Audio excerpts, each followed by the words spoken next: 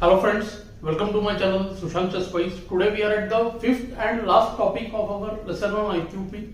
Today we are going to discuss yet another attacking pattern and we will see how after forcing the enemy pawn to move, white uses the rook pawn to create attack on the enemy king. So this position has come right after the opening from Karokan defense. 11 moves are over and it is white to play here.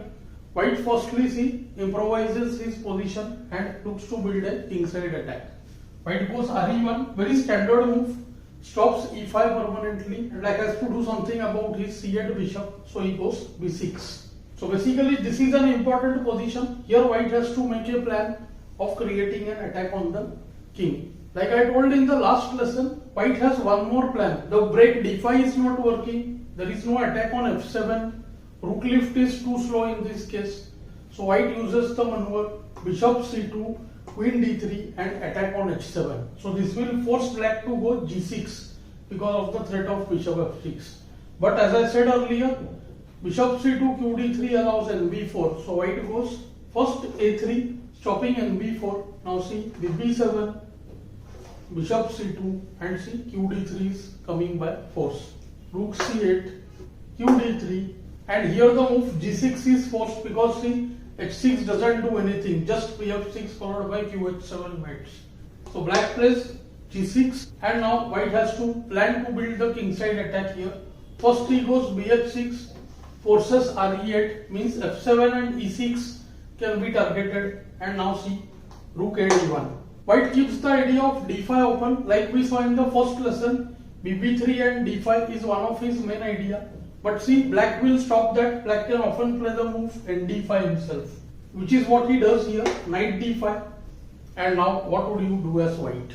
So it looks like white is not having any clear-cut plan over here. See, one of the ideas is to take the queen to f4 and play knight g5, force black to play bg5. But with the knight on d5, that's not easy. Instant knight d5 may allow q d5, giving black play on this diagonal.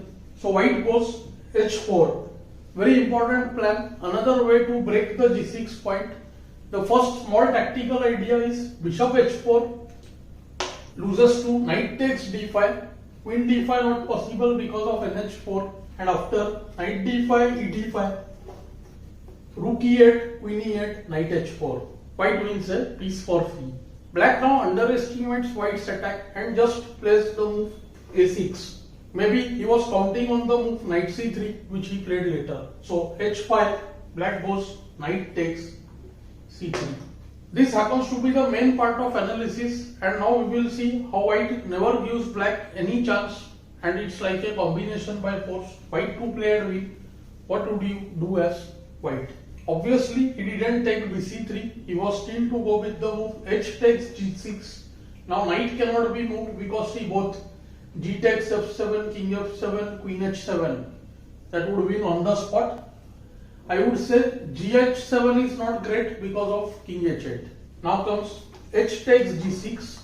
From here it looks as though white will win very easily, but there are 2 or 3 very important tactical moments for this game. What happens here is when I show these positions to somewhat weaker players, they instantly spot the move rook e6. But they think that fe6 is forced and qg6, qg7 would mate.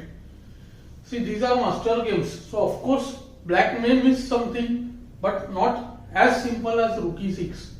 Black was counting on the point that after rook e6 there is knight e5, and when after knight e5 see bishop comes to e4. These are the points that stronger players see. They will not miss small points over there. So that position is very important. White and black both sought in there.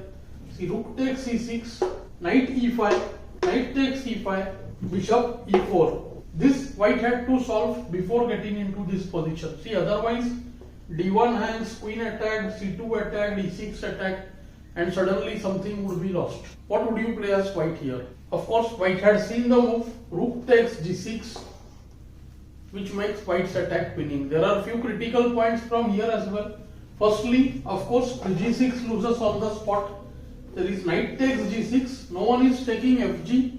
After knight takes d1, there is the move knight e7 check, and however black takes, there is qh7 checkmate. So black goes fg6, but probably what I feel black must have missed is the point bishop b3 check. The other diagonal becomes important source of tactic for white.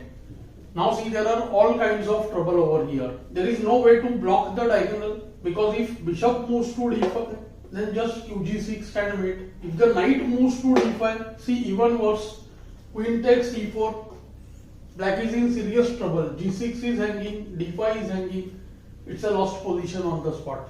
So king h7 forced, and white had to see till here. The very important move, queen h3, and it's game over now. See, this was the key moment which white had to see right from the move rook e6.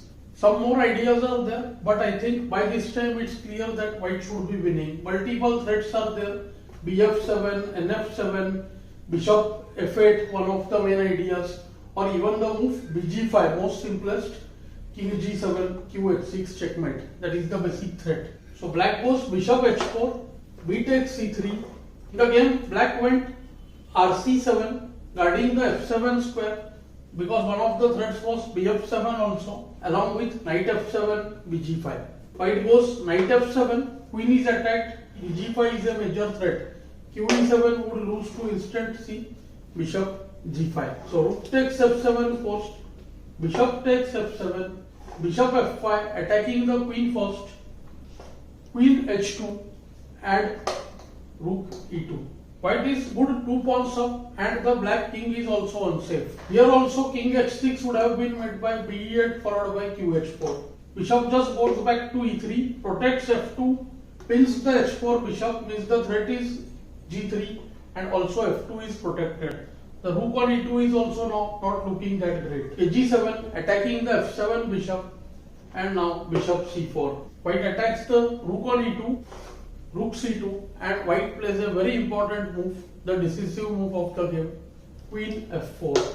As I said, this was a very important point of infiltration. Now see, queen h6 is checkmate, so does queen threaten c7 and checks from e5. So if queen goes away to h8 and all, then see, queen c7, king f8, and queen f7 mates. In the game, black chose to resign here, as the only other alternative g5 allows just queen takes f5. White would be a piece and 2 pawns up.